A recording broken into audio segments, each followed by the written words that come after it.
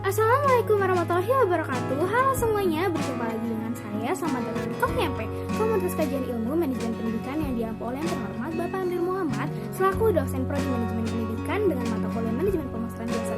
Hai, perkenalkan kembali, nama saya Gita Cahyani, mahasiswi dari Manajemen Pendidikan angkatan 2020B. Pada video kali ini saya akan melanjutkan pembahasan kita sekaligus menjelaskan pada bab metode pendidikan di Indonesia setelah apa yang saya baca dari isi buku Manajemen Pendidikan Modern karya Enti Lavina Nasution. Sebelum kita menyaksikan videonya, yuk teman-teman semuanya kita like video ini dengan like, comment, and subscribe. Selamat menyaksikan. Halo semuanya, pada pembahasan kali ini kita akan membahas metode pendidikan di Indonesia. Apa definisi metode pendidikan secara konkret? Nah, metode pendidikan atau pembelajaran adalah teknik untuk membantu para siswa dalam belajar hingga mendapatkan hasil yang optimal. Tak hanya perlu diterapkan oleh pengajar, siswa yang diajarkan sebenarnya perlu mengenal metode pendidikan apa yang sesuai dengan dirinya. Metode pendidikan atau pendidikan adalah suatu cara yang digunakan pendidik untuk menyampaikan materi pelajaran, keterampilan atau sikap tertentu agar pembelajaran dan pendidikan berlangsung efektif dan tujuannya tercapai dengan baik. Selanjutnya, metode pendidikan yang digunakan dalam pengajaran pendidikan yang pertama yaitu ada metode ceramah, ditujukan untuk menyampaikan pelajaran secara lisan, formal, dan terencana dengan baik untuk memecahkan permasalahan atau topik tertentu kepada sekelompok peserta didik. Yang kedua itu ada metode diskusi yang ditujukan kepada pendidik ataupun peserta didik dalam mengemukakan pendapat, pengetahuan maupun pengalaman materi untuk menambah pengetahuan pada peserta didik. Yang ketiga yaitu ada metode demonstrasi yang ditujukan untuk membelajarkan peserta didik untuk menggerakkan langkah-langkah pengerjaan sesuatu. Yang keempat ada metode penugasan yang ditujukan untuk menugaskan kepada peserta didik untuk melakukan kegiatan di luar jam pelajaran tatap muka. Selanjutnya ada metode pengamatan yang dimana peserta didik ini ditujukan untuk melakukan pengamatan dalam usaha-usaha memperoleh informasi mengenai objek-objek dan kejadian tertentu.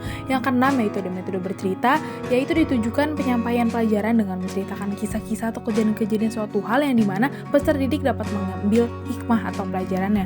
Yang ketujuh metode percobaan yang ditujukan untuk melalui proses atau percobaan dalam proses pengajar yang dimana peserta didik dapat mengeksplorasi tentang ilmu atau teknologi.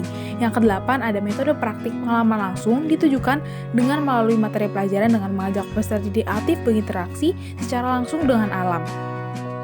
Selanjutnya, yang kesembilan ada metode karya wisata yang dimana cara penyajian pelajaran dengan membawa peserta didik untuk langsung kepada objek yang akan dipelajari di luar kelas. Yang kesepuluh ada metode tanya jawab yang dimana cara yang digunakan untuk menyampaikan pelajaran dengan mengajukan pertanyaan-pertanyaan, kemudian peserta didik dapat menjawabnya atau sebaliknya.